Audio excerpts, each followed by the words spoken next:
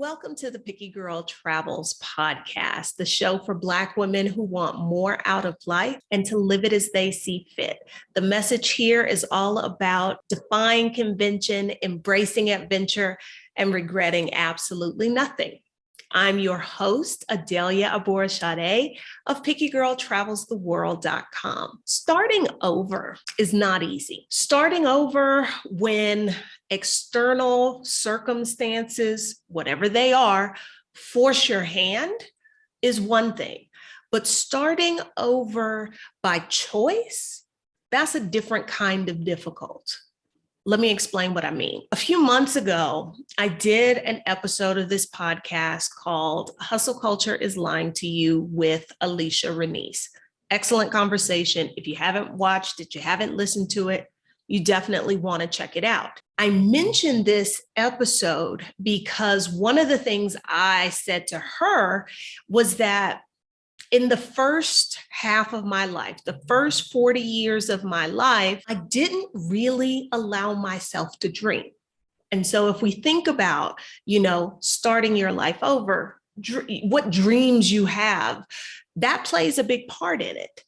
Even though a lot of the first half of my life was unhappy, I did not have the privilege of concerning myself with anything really beyond survival. So when I was about to turn 40 and I was super duper unhappy and I knew I wanted something different, it was hard for me to figure out how to make that change, how to start over, because my life never allowed me to dream about the one I wanted.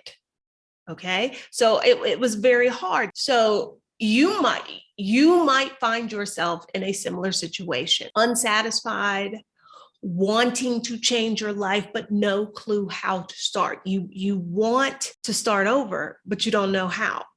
So in today's episode, we're going to look at how you can press reset on your life. Doesn't matter if it is age, because I've told y'all multiple times, there is something magical that happens when a woman turns 40, that she's just ready to shake up every damn thing in her life. So it doesn't matter if it's age, it doesn't matter if it's the pandemic we've been living through for 2 years, doesn't matter if you have suffered a personal loss. But if you find yourself right now needing to shake things up, needing to start over, needing to refocus on your priorities, or hell, even figure out what your priorities are, if you're not going in the direction that you want to, maybe a life reset is exactly what you need. A lot of people like to take on fresh starts around the holidays, the New Year. So maybe if that's where you find yourself, this episode would be of some use to you. There are 6 different places you can start in examining in your life to figure out what needs to change, what change you want to make, how best to make that change. These are not in any particular order. So I'm not saying like, oh, this area of your life is far more important than this area, because I don't know you like that. So I can't tell you that. But I can tell you that if you're struggling with where to begin reshaping your life into the one that you want to live, the one on your terms, looking at these 6 areas is definitely going to help you out. The first one we're going to talk about is looking at your money, in particular, how you're spending your money. And even to drill down even further, we want to look at the topic of lifestyle creep. That's not a term, I guess, a lot of people use, but lifestyle creep is what happens when how much money you have increases, and so does the size and not the quality, but the cost of your life also grows, and it sort of creeps up on you. Think about 10, 15 years ago, how much money you made or what your financial situation was like at the beginning of your career, and how there were things you wanted to do that you often thought to yourself, when I make a little bit more money, when I've got these bills paid off, my money's gonna be right and I'm gonna be able to do those things. And over the years, you've gotten raises, you've gotten bonuses, those sorts of things. So you now make more money than you did. So the cost of living your life now is more than it was then. Lifestyle creep, we often are not aware that it's happening. You get a raise and it's like, ooh, I can afford to eat out more often now. It's not necessarily a conscious choice, but then you look around and you're like, you know what? I had that goal of saving $30,000 so I could buy my first investment property, or I wanted to take that once in a lifetime safari in Kenya. But you don't have that money saved. And when you look around, you're trying to figure out, well, where did the money go? I now make more money. I should be able to afford this thing. That's lifestyle creep. The cost of your lifestyle creeps up without you noticing. Now, why would this be an area that you want to look at as you're trying to reset your life?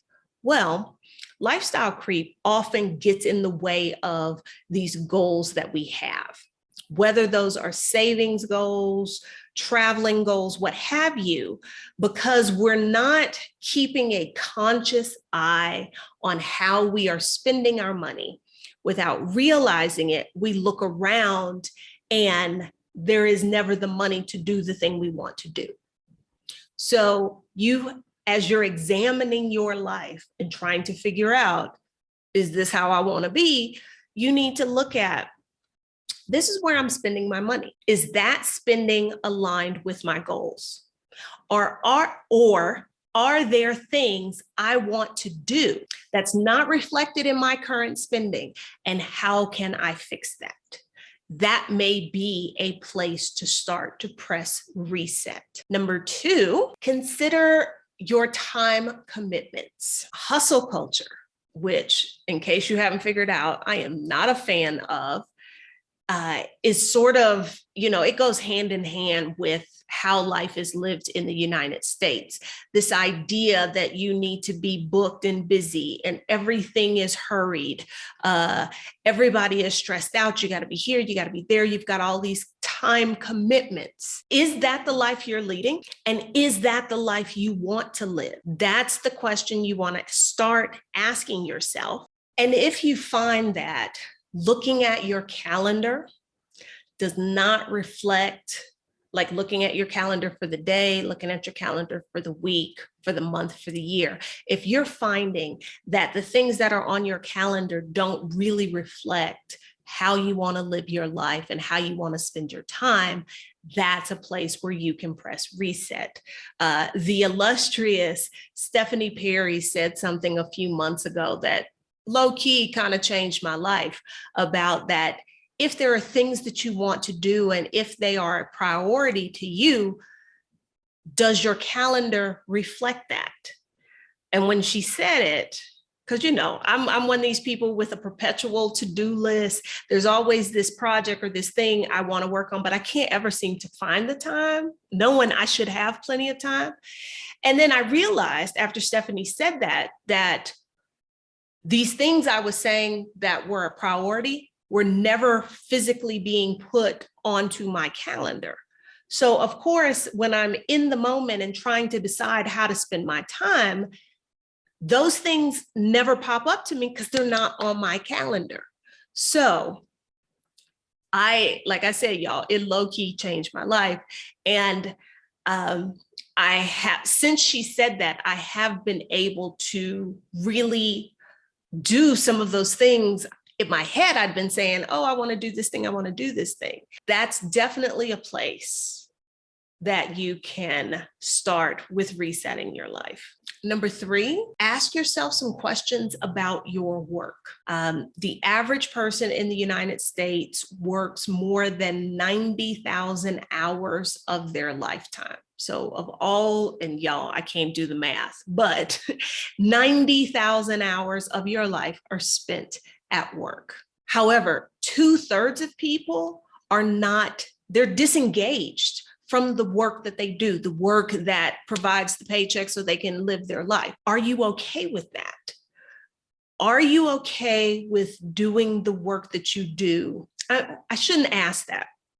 I will say, for me, it became, I did the work that I was good at. And in the beginning of my career as a teacher, I was very engaged, very passionate, like very driven, because, you know, I think ultimately that is what I am to my core, is a teacher. However, over the years, I became disengaged. I was unfulfilled, and I could have just continued to do the thing I did because it provided a paycheck. But one of my values is I really wanted to do work that mattered. And one day I had to sit down and have an honest conversation with myself. And I no longer felt the work that I was doing in the classroom was making a difference.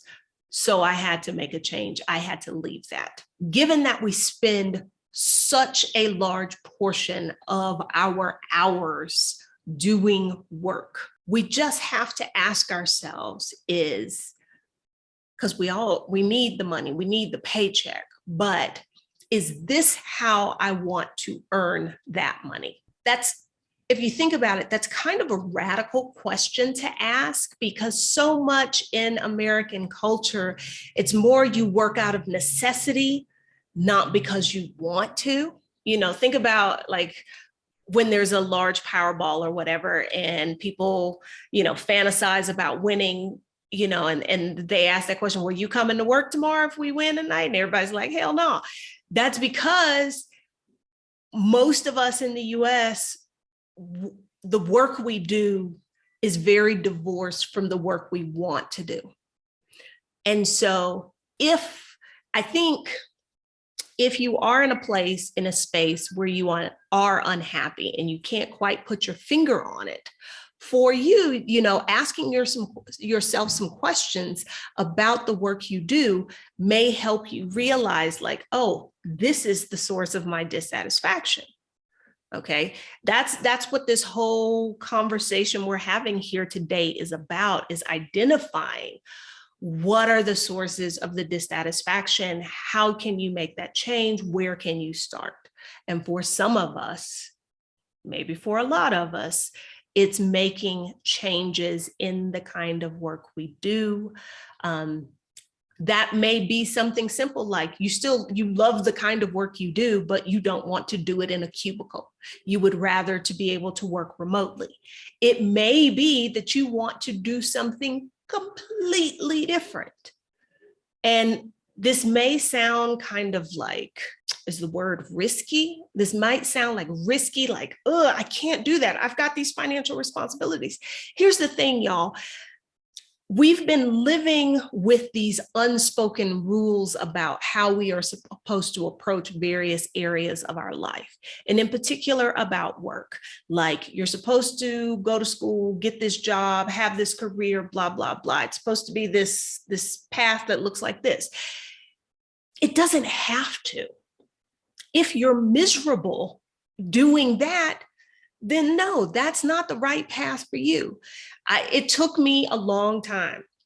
This is definitely something I struggled with. It took me a long time to be okay being engaged in work that did not look like a traditional career. That maybe instead of having one career or one job, I do multiple things. If they're making me money and paying my bills, why does it matter? So I think of these 6 areas, this might be the one that might give you might cause you a little discomfort. I don't know. Maybe that's just me. Maybe that's just my hang up, and y'all are cool with the jobs that you have. I don't know. Number 4, an area to stop and look. Motivations, kind of in the same vein as work. And again, Alicia and I talked about this in that previous episode of the podcast. Society and society's expectations about what you're supposed to do, will have you misaligned, will have you doing things because that's what society has conditioned you to believe you're supposed to do.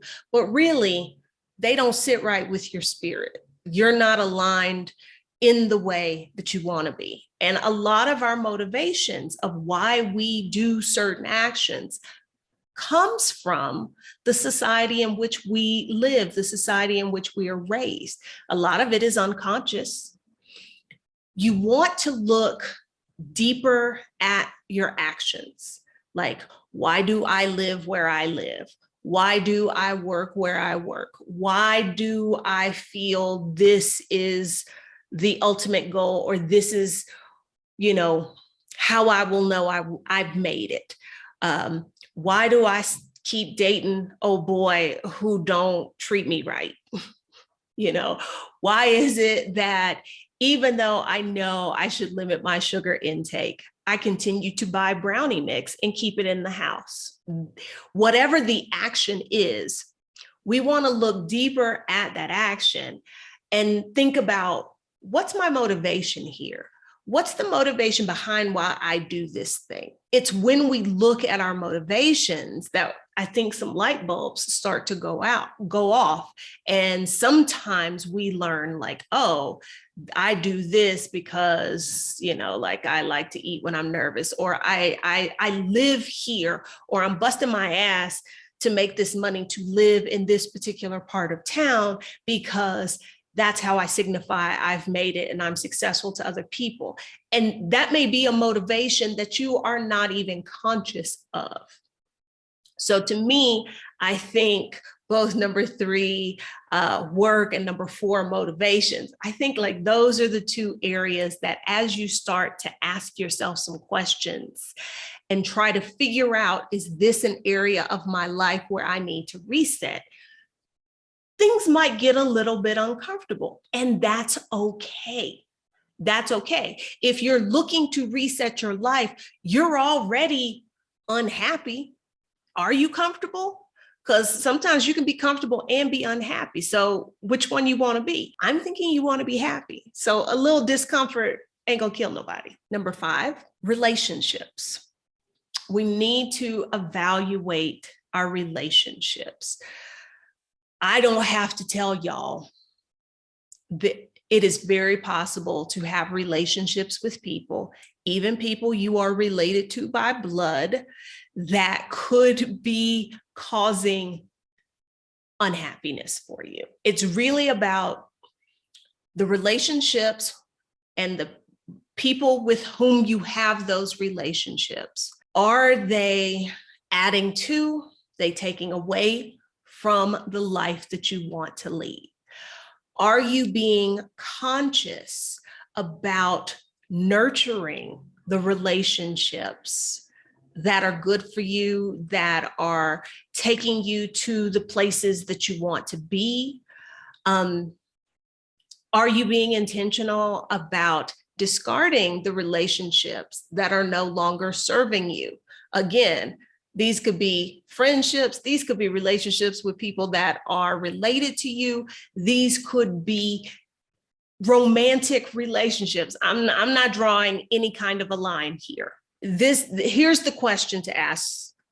Here's another question to ask. Your closest relationships, whatever they may be, are they helping you move toward the person you want to be, or are they holding you back? Now, if you're like me, you already know the answer to this question, but because you know the answer to this question and the answer is going to cause you to have to remove some folks from your life, you kind of avoid asking yourself that question. And that's cool. You can keep doing that, but are you going to get the life that you want doing that? No. So yeah, we've got to be intentional about the relationships we want to nurture and the relationships we need to discard, and then act accordingly. All right. And the last one, number 6, we need to be honest about our habits. We need to examine our habits. One thing I find really interesting about habits, something that I hadn't really thought of before, but how many habits do you have that you unconsciously developed? Because all of the like self-help books and gurus and all that kind of stuff, they talk about like, this is what you need to do to form new habits, blah, blah, blah. You need to practice a habit. What is it? 21 days. This thing that you want to make a habit, you need to practice it 21 days before it becomes a habit, yada, yada, yada. I don't know about y'all, but a lot of the habits I have or had or have were not intentional. They were not developed intentionally. So I think that's one place to spend a little time examining things. Are you creating those habits? Are you being intentional? Or are you just kind of letting things go where they go? If so, is that working for you? How do you spend your day? Like, are there things you do out of habit? What are those things? Are they things you want to do? Are they things that get in the way of living the life you want? Are they the kinds of habits that are keeping you right where you are and aren't letting you do something else? If that's the case, I feel a kind of way saying, oh, well, you need to break that habit. I don't know about that. I don't know. Do we want to work on breaking habits, or do we want to work on being more intentional in creating new habits that displace those old habits? I don't know. These are questions to ask yourself. They really are. Here are 6 places to start looking and doing some introspection if you're finding that the life you're living is not the life you want, but you don't know how to get from where you are right now to this life that you want. And again, you may not even realize what that life is. Like I told y'all, I started this episode out with, like, I did not dream and come up with, I didn't have this vision of the life I wanted. But when I did a little introspection, I could easily identify the parts of my life that were not serving me, that were causing me pain that I did not like. And so for me, that began where I needed to do my reset. I was like, oh, this thing, I don't like this thing about my life. I need to change that. And in that process, I started to develop the concept of like, oh, this is what I want. So that's the thought I'll leave you with. You may not know the life that you want to have, but can you look at your life right now and identify those things that you don't want? And so that can be where you start with resetting your life. What y'all think of this episode? Let me know. If you are watching this on YouTube, as always, I love to hear from you in the comments. If you are listening to this on any of the podcasting platforms, in the description, there should be a link where you can leave me a voicemail. You can reach out on like Twitter, Facebook, Instagram. Let me know there. Or if there is a particular topic that you would like me to dig into here on the podcast, I'd love to hear that. As always, thank you for your support. Thank you for listening. Thank you for sharing the podcast with your friends and family. I appreciate that. If you are looking for other ways to show your support for the podcast, if you're watching this on YouTube, but you haven't subscribed, that's one way you could do it.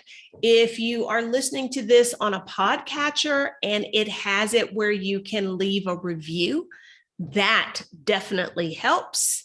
If you got a little extra change in your pocket and you would like to support the podcast in a financial way, there is a link in the description to buy me a hot chocolate or to become a patron, or whatever. It's all good. Until next time, y'all.